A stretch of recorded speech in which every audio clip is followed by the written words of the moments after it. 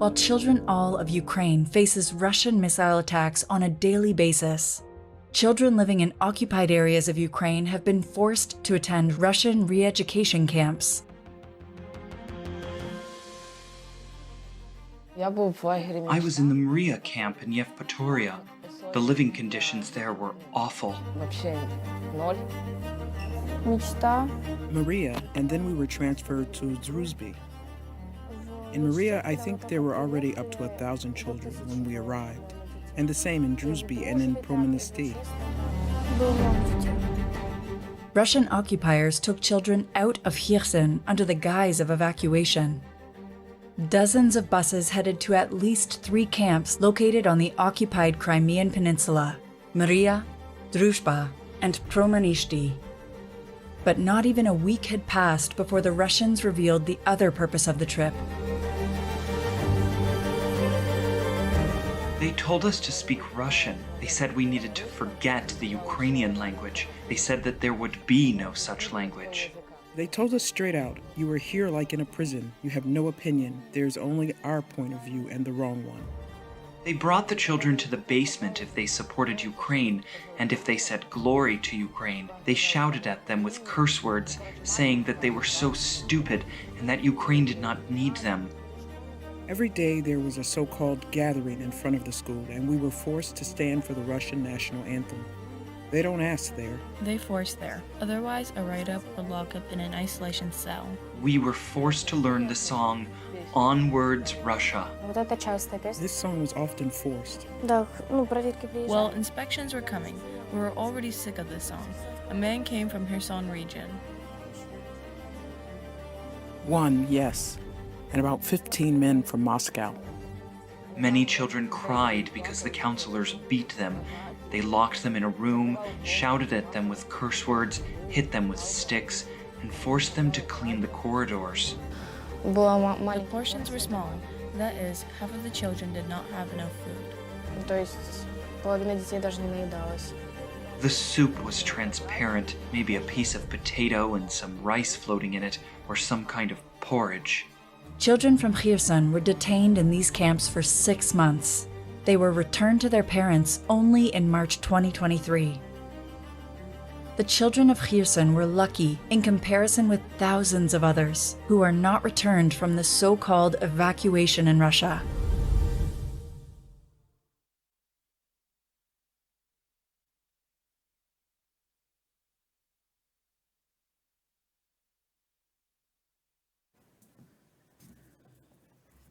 Yet another powerful testimonial statement. Welcome back to all, Your Excellencies, distinguished guests. It is a pleasure to see you all here today and to continue this conversation with you on the final day of this conference. On behalf of EOM Ukraine, thank you to the conference organizers for gathering us here today, and to the Ukrainian and Latvian governments for your hospitality and support, both here and in Ukraine itself. By way of introduction, for those of you who were not here yesterday, I am Shyam Patel, Senior Advisor on the Prosecution of International Crimes with EOM Ukraine, seconded from the Netherlands. Since December 2022, I have been based in Kyiv to support the Office of the Prosecutor General and the regional prosecution offices on the investigation and prosecution of international crimes. Prior, I was a legal advisor to the Prior, I was a legal advisor on core crimes and terrorism to the judges at the Hague Court of Appeal and worked for either defense or prosecution at the ICC, the Kosovo Specialist Chambers, and a bunch of other tribunals. I have the privilege of guiding our discussion on this first of a 2-part panel before one of my colleagues from the Atrocity Crimes Advisory Group, Kip Hale, will do so for part 2. Now, in a world where children are ever more treated as legitimate targets of armed conflict and occupation, it remains utterly vital to demonstrate that we stand united to protect exactly those who are the most vulnerable among us. It is for that reason that the importance of the topic at hand, the unlawful deportation and forcible transfer of Ukrainian children to Russian-occupied territories, the Russian Federation, and Belarus, cannot be underscored enough. And that events such as this one remain crucial, both in terms of raising awareness, but also signaling the position of the international community. We must remain mindful, however, that the deportation and transfer, although perhaps the most obvious or outwardly obvious, only represents one of many crimes against and affecting children perpetrated by the Russian Federation in Ukraine. Children equally fall victim to conflict-related sexual violence and suffer the consequences of indiscriminate attacks on civilian infrastructure, including hospitals and educational facilities, just to name a few. Vice versa, let us also not forget that children are not the sole victims of deportation and transfers. That pain is shared by their families, parents, grandparents, and indeed, society as a whole. This only further underscores not only how not a single crime committed during this international armed conflict occurs in a vacuum, but how all have a profound long-term effect. As I said yesterday, the reality is that accountability for international crimes and the justice it will bring is intrinsically linked to the future of our common humanity. That has become even more clear after the testimonies we have heard this morning. And now that we can all vividly imagine the suffering some of the children have been forced to endure. It is imperative to move the discussion to the legal and political avenues that allow us to mitigate their pain, or better yet, contribute to avoiding its reoccurrence altogether. Or, at the very least, in those instances where we fail to do so, hold those responsible to account and provide redress. To delve into this discussion, I'm most pleased to introduce you to our lineup of speakers, who I in turn will invite to the stage. Although each of the speakers possesses a resume that alone could fill this hour that has been accorded to us, I will keep it short and simple. Google can help you find the rest. Our first speaker that I would like to invite to take a seat is also one of the patrons of this conference. President Egils Levits, President of Latvia from 2019 to 2023, former judge at the European Court of Human Rights as well as the European Court of Justice, and currently the Special Representative for International Law and State Responsibility for the Republic of Latvia. May I please welcome you.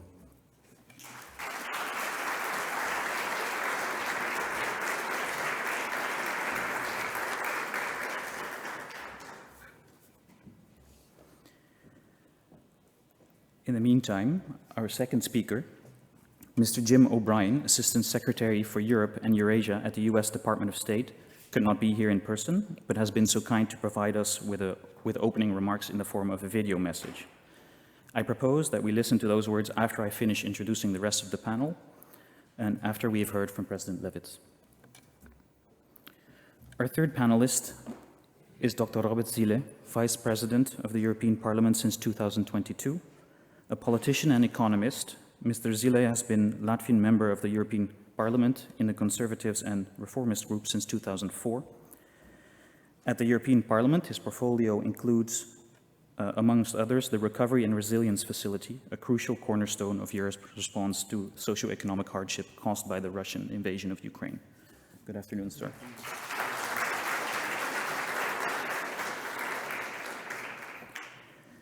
And our final panelist is a prominent lawyer and human rights activist who has spent 30 years dedicated to the pursuit of equal justice, to promoting and protecting basic rights, and to preserving the rule of law. That work has brought her to lead hundreds of human rights delegations in over 60 countries worldwide on a variety of topics, including, amongst many others, children's rights. Ms. Carrie Kennedy, President of the Robert F. Kennedy Human Rights Foundation.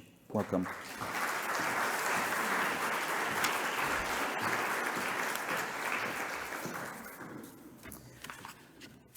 That concludes my opening remarks, and I will pass the floor to President Levits for his 5 minutes of opening remarks.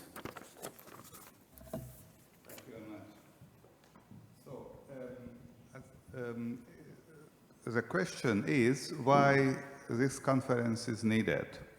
Whether after this conference all the deported children will come back. I would say that it depends from the victory of Ukraine But in the same time, it is for the international community to promote this victory of Ukraine, to not to forget these victims, the specific victims of this unjustified war, and also to maintain the already reached level of international law. Because international law is the basis for global peace. And if the international law is violated without adequate response on the legal level, and of course of political level, but I'm speaking now on legal level, then of course such kind of aggression could become normal, as President Viti Freiberger said before. We should have a clear distinction between right and wrong, also on legal issues and on political issues.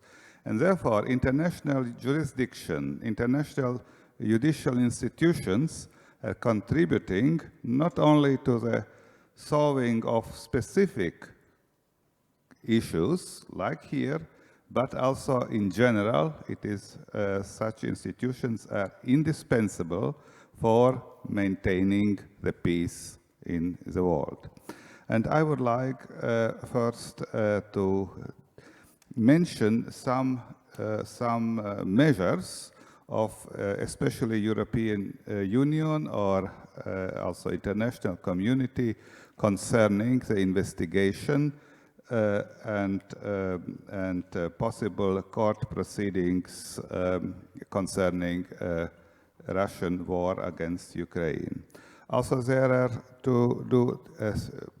3 steps to come to a judgment, and I will not go to the first step. This is execution of a judgment, but we are only in the first step now. Also, first step is collection of evidence. A court judgment cannot be delivered without solid evidences. And the collection of evidence, it is possible already now, and there are some institutions which are doing so. I would say that this war is a most documented war in the history. The Second World War was not so good documented, and others too. But this is very well documented, but of course it is necessary to do it. So, collection of evidence. I would say here there are 3 specific international institutions which are involved. First, coordination of the collection of evidence on European Union level. Different institutions, especially European Commission, is coordinating the efforts of the member states with Ukraine. Second, is also very important, and I am very glad that today is Madame Kennedy is also here. Second, documentation, collection of evidence by NGOs. NGOs are doing great work in different parts of Ukraine and in different levels to collect the evidence for later court proceedings, and thank you for that. Also, European Union level, then NGO level, and it's interesting also, I think not very many people will know that there is already a draft of a convention on international cooperation in the investigation and prosecution of the crime of genocide, crimes against humanity, war crimes in Ukraine. Also, this is a draft, and already 77 states have said that it's positive, it's a positive appreciation and supporting that. We will see that maybe in this year there would be already this draft convention ready for signing. But this is the first step. The second step is investigation. Investigation on the basis of evidence. Also, collection of evidences and investigation. Also, in the first place, I would mention International Criminal Court. International Criminal Court, which is the main and the highest court in this field in the world, started the investigations already in March 22, also some weeks after the full-scale invasion. And in summer, in 17 March 23, International Criminal Court issued arrest warrants against Putin and Lvova Belova. We have mentioned already that because of suspicion of genocide and other war crimes and genocide. And concerning genocide, it's important also because of the topic of our conference. The genocide includes one case of genocide. There are several cases which could be qualified as genocide, but one case of genocide is the bringing the children of one group to another group with the intention to destroy partly or fully the first group. And this is also, therefore, this cases of Russification. So this is the destruction of the Ukrainian identity, and exact that is distinguishing this crime from other war crimes. And I can remember on Nuremberg Tribunal, where also one case of several cases brought before the German war criminals was that they organized the bringing from Polish children, but I assume also other occupied countries, but especially from Poland, to Germany in order to Germanize them. And this was also one of the crimes. Also, this is International Criminal Court. The investigations are going on, and we will see when they will be in the stage that the formal next step could be done. Then International Criminal Court, then Eurojust. Eurojust is a special agency of the European Union which is coordinating the support of member states for Ukraine, collecting also evidence database and doing also all necessary support for Ukrainian prosecutor's office. Then it's only in discussion now, but we should bear in mind these proposals to establish a specific international special tribunal for the crime of aggression against Ukraine. Why it is necessary? Because normally it would be on the competence of International Criminal Court. But for certain judicial reasons, it is not competent in this case. In other cases, it's competent, but not in this case. But I will not explain this relatively complicated exclusion, which is not logic, but it is. And therefore, in such cases, it is possible to establish, also in principle possible, to establish special tribunal for a specific case, not for general, because International Criminal Court is responsible for the whole world, also in general, but for specific cases. And sometimes international community has done so, and the first and most famous case is international specific special tribunal for Yugoslavia, established 1993.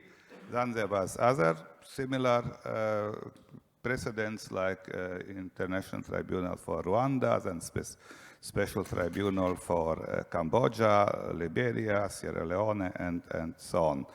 Therefore, there are also discussions whether in this case such kind of special tribunal could be established in order to investigate the crime of aggression, which is the so-called mother crime, the crime of the crime. Without aggression, there would be no other war crimes, including this deportation of children. So we are in the stage of discussion, and now there are different proposals, real international tribunal or hybrid tribunal or so-called third possibility. So we will see what will be done in this case. So, of course, in the first place... Mr. President, if I may. I will say only one word concerning Ukraine. Also, of course, I mentioned some international instruments and some international efforts. But of course, the main problem lies by the Ukraine and Ukrainian authorities. And yesterday there was Prosecutor General here, and today there are also representatives of the Prosecutor's Office, including you. You are giving some support for them, which are investigating also very intensively. And there are already some cases where the perpetrators were brought to Ukrainian courts, and already there are judgments. But now there are several hundred cases where the investigations are ongoing. So I would stop then here because there are some other international efforts, and to conclude that such kind of concentrated international efforts in order to realize justice in Ukraine means two things. First, redress to the victims, including, of course, the children, but in much more general terms, reparations for Ukraine. This is one element. The second element is that the persons who are responsible for these crimes should be brought to justice. Justice by the court, done by the court. And it is also necessary to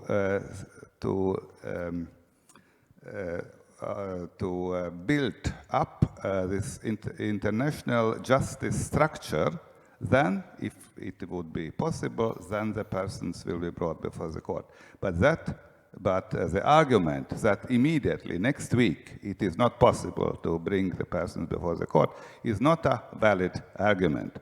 Not a valid argument for, in terms of justice, but also we see other examples that many persons are brought before the court years later. But we need this international infrastructure. And also the conference, one of the goals of the conference is to strengthen such international judicial infrastructure. Thank you. Thank you, Mr. President, for these comprehensive remarks. And you touched upon a few things that will come back in my questions, including the arrest warrant for war crimes of deportation and transfer issued by the ICC, and also this interplay between return, facilitating return, and on the other hand, criminal accountability. Thank you. I propose that we now show the video of Mr. O'Brien, and then proceed with the next speaker. Thank you. As a parent, I can't imagine the horror that many of you in the audience have endured. You imagine your country is invaded, normal life turned inside out, and you have to struggle to protect both your family and your country. And then as a parent, you're forced to choose between keeping your child with you in battle or sending them to a summer camp in the country that's just invaded yours. I think the horror that you must have felt is unimaginable when you realize that Russia had no intention of allowing your children to return home. Every intention of forcing your children to forget where they came from and who they are. And then to have your children told that you gave them away and you don't care whether you return home and that you don't remember your own children. President Rinkevich, Madam First Lady, Minister Karinch, Minister Lavinia Ignere, all the distinguished panelists and guests. We're here today because thousands of parents, thousands of children endure the unimaginable cruelty of the Russian regime, which is forcibly separating Ukraine's children from their families. People in this audience have documented this so that the world can bear witness and stand in solidarity, and so that the truth cannot be denied when we look back on this time. We welcome the international community's continued collaboration to bring these children home. We stand with Ukraine in demanding the immediate return of every child who has been forcibly transferred or deported. We in the United States call on Russia to end its unspeakable cruelty and return these children to their parents. We also call on Belarus to cease immediately any participation in transfers of Ukrainian children. We demand accountability for those who have committed or enabled these crimes. Now, the scale and scope of Russia's systemic separation of Ukrainian children from their families, guardians, and homes is only more horrifying as we learn more. We're proud that we've supported independent research initiatives on this issue, including the Yale Humanitarian Research Lab's work through the Conflict Observatory. Among other findings, Yale finds that Belarus was directly involved in the transfers of children from occupied territory to Belarus, including personal collaboration between Belarus's leader, the authoritarian Alexander Lukashenko, and Russia's President Vladimir Putin. We support other organizations working tirelessly to find out where these children have been taken and to reunite them with their families. The U.S. is proud to have supported the creation and the renewal of the mandate for the Independent International Commission of Inquiry on Ukraine through the UN Human Rights Council. We co-sponsored the invocation of the OSCE's Moscow mechanism to put a spotlight on this heinous system of child separation and to counter Russia's false narratives about its forcible child relocations. I was proud to play a part at the OSCE Ministerial this last November, calling attention to these findings and to the importance of the OSCE's work. Unfortunately, despite the increased attention to and the growing awareness of the magnitude and cruelty of Russia's actions, Russia continues to hold children who have been separated from their families and homes in parts of Ukraine that it has occupied. Far too few of these children have been returned home.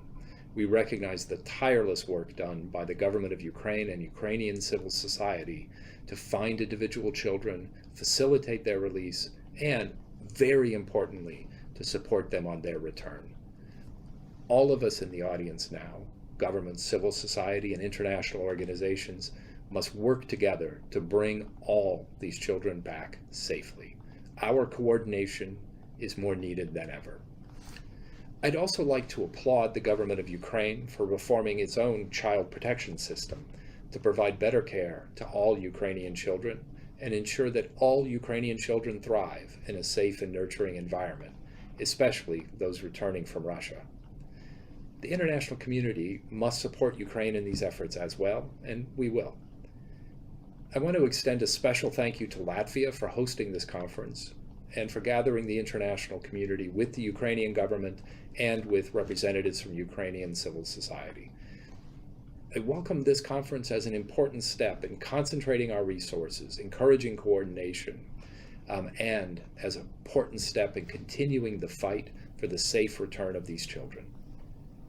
We will not forget them, their families, and the justice that is owed to them. Thank you very much.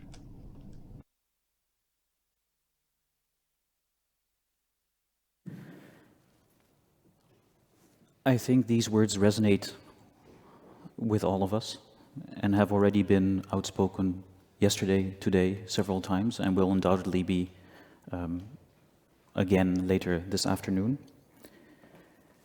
Mr. Ziele, may I ask you to provide us with your opening remarks?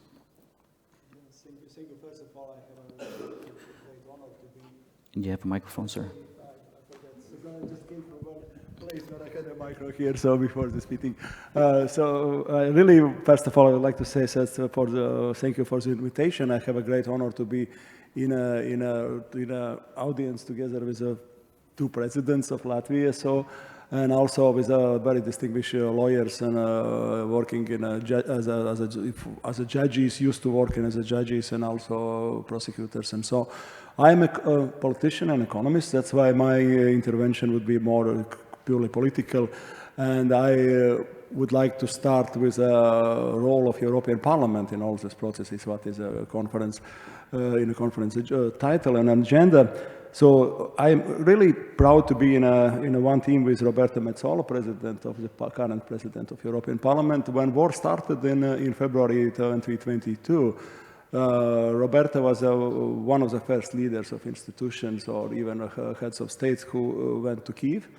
And I think it was absolutely crucial to show the political pressure of the parliament on the support of Ukraine. We immediately made the resolutions on Ukraine candidacy to European Union. Later on this year, last year on the negotiations to start with the European Union support military things. And of course, on the topic of this today's debate on a immediate reaction for crimes that were done against children, deportations, and also separation from families, what Russia did in Ukraine. So, and also this issues of stateless for the children born in Lugansk and Donetsk region, which is mean they don't have even access to practically on Ukrainian citizenship, right? So they are stateless, and of course would be according Putin's plan to incorporate it as Russians and Russian citizens. So European Parliament approved about 30 resolutions concerning crimes in Ukraine done by Russia. And also, I think it's very important for European Parliament from political point of view as ICC issued the arresting warrant for Vladimir Putin on grounds of committing war crime on unlawful deportation of population, children, and unlawful transfer of population to occupied territories of Ukraine to Russian Federation, which of course opened very new opportunities also on political pressure from the European Parliament side. So, and also I just would like to name what also done.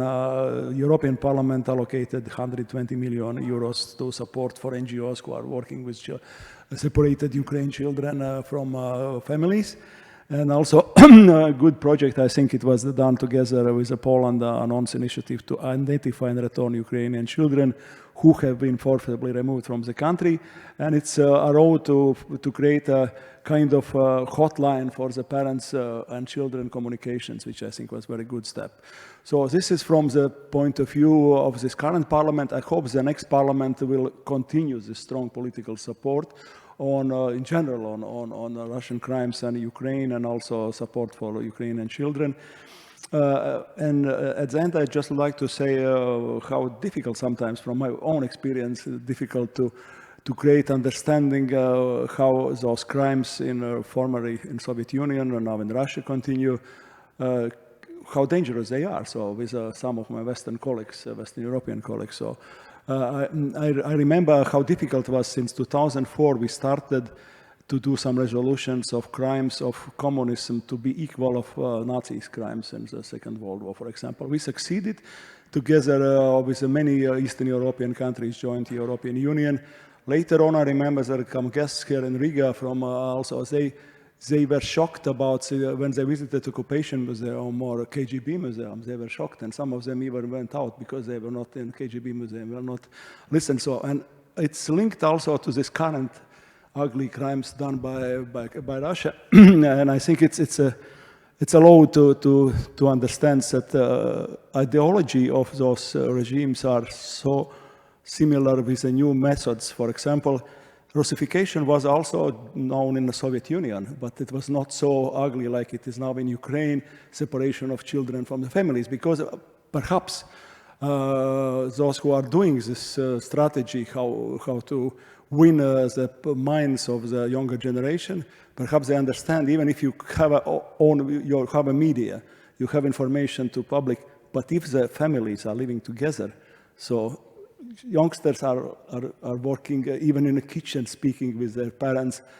like we did in occupation times, and it saved us to, when it was opportunity, we got our independence back, because younger generation knew what was true and what is not true, what is white and what is black. And I think that's why those regimes decided to do as much as possible to cut the roots of Ukrainian children from their memories about language, culture, and family. So, and this is really genocide, like President already said about just a moment on legal terms, which I cannot do because I'm a politician and I cannot use a legal term. So there are lawyers who can do it much more precise than you. But I wish you really to make all those legal stages ahead, and it would be supported from political also, I think, in future. Definitely from European Parliament, I hope so. Thank you. Thank you very much, sir. Thank you for the insight on the political aspects, on how at the EU level this topic keeps getting pushed forward, but also reminding us of the power of education, how awareness, both from the youth towards the older generation and the other way around, has impact on assisting in gathering the will necessary and necessary to investigate and prosecute these terrible crimes. Ms. Kennedy, may I ask you to say a few words? Thank you so much. I think this conference is really, really important, because this is a conference not just about what the problem is, but what steps we can take to create change. So in my mind, there are a few things that we can do. First of all, we need to keep going back again and again and again and reminding people why we must win this war. Ukraine must win this war, and we must do everything we can to support Ukraine in those efforts for these kids. Not just for the children who we met today, but the children who have been kidnapped, for the children whose parents have been kidnapped and who have been left behind, for the children who've lost their limbs from this war, who I met many of them in a hospital just a couple of days ago, for the family members who have been split apart, who have been forced, the women and children who have had to become refugees, many of them here in Latvia. Thank God for Latvia for letting so many children in, for the 5,000 in school here, but who need to return home at some point. For all the kids who are left behind, who are trying to go to school and who are trying to live normal lives, but who can't because they're in the midst of war. But we also have to win this war because Ukraine is on the front lines of the values we hold most dear. The values of freedom, the values of democracy, the legal structures that have protected Europe for the last 70 years from the wars that broke out in Europe for 2,000 years beforehand, again and again and again. And because Ukraine is not asking our children to go and fight for it. Ukraine is asking for the support they need so that they can fight this fight on our behalf. So I think those are all really important to come back to again and again and again. As the president said, we need to gather all the evidence. And we need to support the Prosecutor General Kostin in Ukraine, who, after all, is going to be prosecuting 99% of these cases. The other cases will be under the ICC, and we can take concrete steps to support the ICC as NGOs, but in conjunction, again, with the Prosecutor General, because we have to do this as a team. We can't do it in opposition to one another. So I think that's very important. Some concrete steps we can take from the US perspective is, why isn't the United States fully supportive of the ICC? And what can we do to overcome that lack of support? Are we seconding all of the people that we can from the Justice Department and from other special bureaus that can be supportive of the ICC? Can we overcome those issues? Can we overcome the issues of full financial support that have been objected to in our Congress? Are we fully supporting the Victims Fund? And if not, why not? So I think that those are some domestic questions that we have to address, but it would be helpful to get international support and questioning of the State Department and others with whom you meet about those concrete issues. And then I'll just say this in general. This is a tough issue. It's really tough. And I know everybody in this room is here because we believe we can make a difference. And frankly, if the people in this room can't make a difference, it's going to be hard for other people, because this is a room of very powerful, very capable people. But as the First Lady said earlier tonight, those kids are going to come back, and they're going to have a lot of, they will have experienced trauma, and they're going to have a lot of trouble overcoming that trauma. But not just them, everybody. It's hard to imagine anybody from Ukraine or in exile from Ukraine not having experienced trauma. And so, the solution to that is mental health. But it's really hard to get the mental health support you need unless it is socialized that mental health support is okay. Not just okay, but something we all seek. So I would say again and again and again, at every opportunity, talk about the importance of seeking mental health support. Talk about the normalization of that. Talk about the fact that it's hard to get to 50 years old without having experienced trauma and in being in need of that, and that we should all be doing this so that people feel comfortable and get the help that they need going forward. Thank you very much. Thank you for reminding us that this is a collective responsibility, for reminding us that victory is one of the priorities that we must not forget, for pointing out that this approach to accountability needs to be evidence-led, holistic, and needs to account for trauma that is endured by victims, by witnesses, by family members, by society as a whole.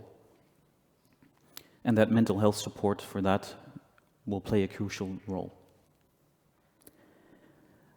The opening statements you have all given link quite perfectly into one of my first questions, which focuses more on family reunification, repatriation, that has come up, well, been brought up by all of you. And then a brief statement before I ask you the question. The report of the International Commission of Inquiry of Ukraine asserts that the deliberate actions of the Russian Federation, hindering the return of deported Ukrainian children and thereby family reunification, amounts to an unjustifiable delay in repatriation. As much is also highlighted by statements by the prosecutor of the ICC on the issuance of the arrest warrants for Putin and Lvova Belova, which emphasize that there's an apparent intention of high-ranking Russian officials to keep children under Russian control. What, in your respective opinions, and noting your specific and distinct backgrounds, do you consider the most appropriate political or legal avenues to combat this intention? And it's a question to the floor, so whoever wants to address this first, please feel free to do so.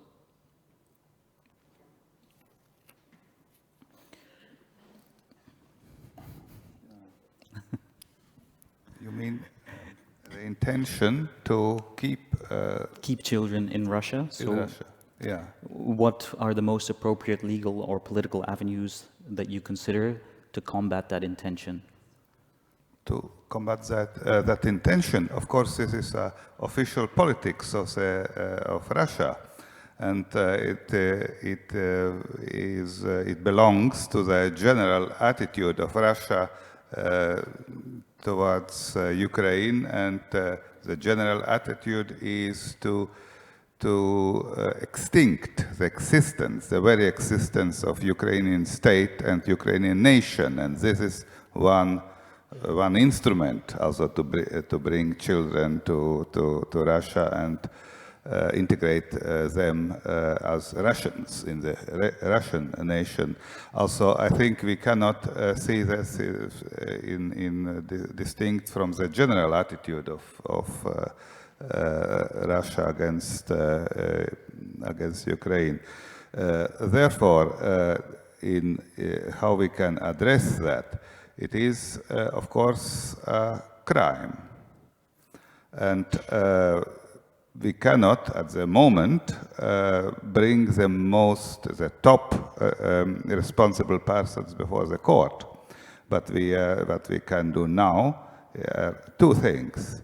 Also, first, to strengthen the existing and build, maybe, if necessary, other institutional institutions which can judge these cases. So if in the first case, International Criminal Court, but you know that International Criminal Court is depending from the support of the member states. It has not own budget which is it's formed by independent sources. Also, there is necessary to have political will to support International Criminal Court in order to investigate the case. And we in Latvia have done so by certain some, and other countries are doing also the same. Then, of course, the collection of evidences. The collection of evidences during the war. This is something new in international relations. I think it's one example for development of international law. Also, collection of evidences during the crime is still perpetrated. I think that after this war, this would be normal also in other such situations. Also, to strengthen the international institutions, and then, of course, this is what could be done now, immediately, and then we can say that when that would be possible, the persons who are perpetrators would brought before the court. Also, I think this preventive effect, we cannot underestimate this preventive effect.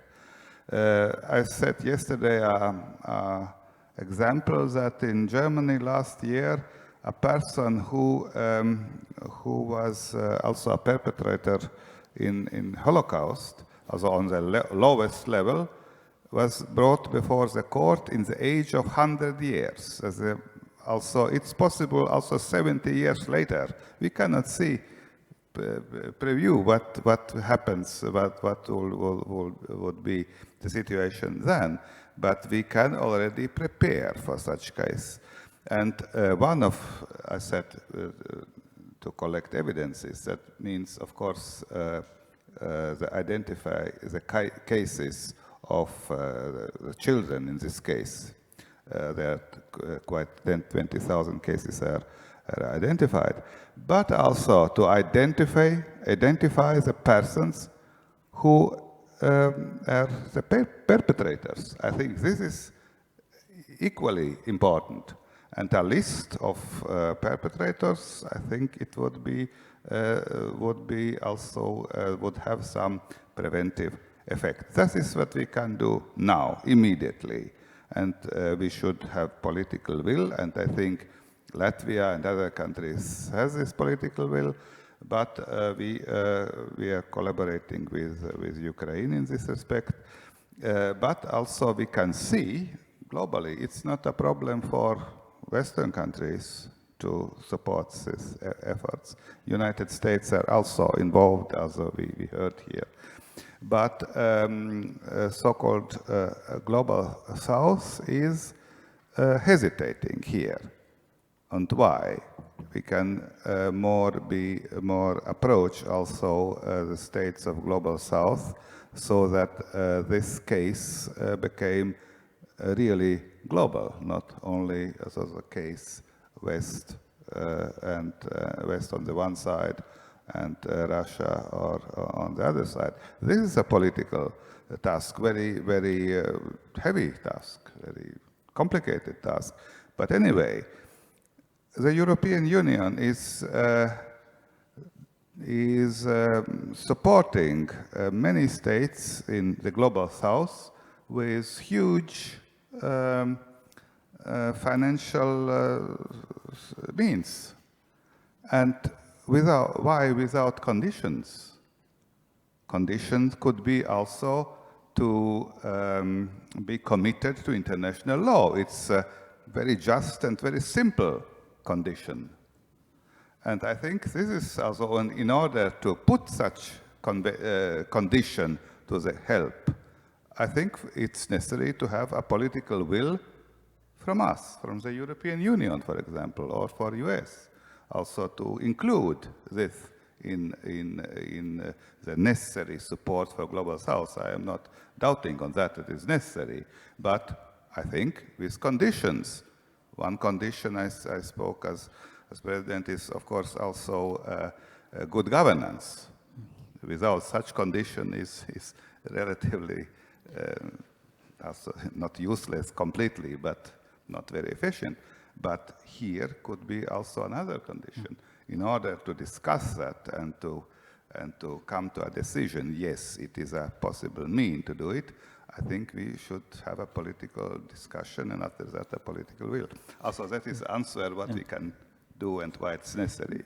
Do any of our colleagues wish to add something? I note also that we're running out of time, so there may be time for a very brief intervention. Okay, I would say a couple of things. One is we have to support the crime of aggression, because that's what's going to hold Putin accountable. So we need to support that tribunal, because that's the only way that he'll finally be brought to trial. Second, we need to, as the president said, work with the Global South and with other countries that are not currently supportive, because that's extremely important. And then the third thing I would say is we need to figure out what the leaks are on the sanctions, and plug those leaks. Right now, there's somebody just told us yesterday that the wife of one of the Russian generals spent 3 months skiing in Courchevel this winter. Are you kidding me? Why? What is that about? So there's probably 10,000 Russians who are at Courchevel and all those resorts. They should, not one of them should be allowed there. And thank you. And as Mike Posner pointed out earlier, they're buying BMWs that they can't buy in Europe. They're buying them in the UAE. And so let's stop that. We have to stop the leaks. Just not to repeat things that have been said already here. On answering this question. So from the pressure point of view to Russia, of course, all these legal steps it's necessary to perhaps create a special tribunal. Well, it's good pressure to make a global diplomacy around this approach to pressure Russia. But honestly speaking, if you would like to help those Ukrainian children who are now, they are forcibly changing to become Russians. So if you really would like to help them, so the only way, I think, it's to help the Ukraine military as much as possible financially to create the defense of Russia. And only this pressure can allow perhaps some steps from the Russian side to allow those children back to families. Other means, it's a long term. And if you will lose, let's say, 5-10 years, those children already will be Russians. So let's be honest. Thank you very much for all the distinguished panelists. I think we've learned very well on how everything is linked, and we've maybe gotten more questions than answers. But there will be time for more discussion after a short break. The next panel will continue on the same topic, and one of my colleagues from the Trust Crimes Advisory Group will take over. So we'll have 15 minutes for a short break, and I welcome you all back after to continue the discussion. Thank you.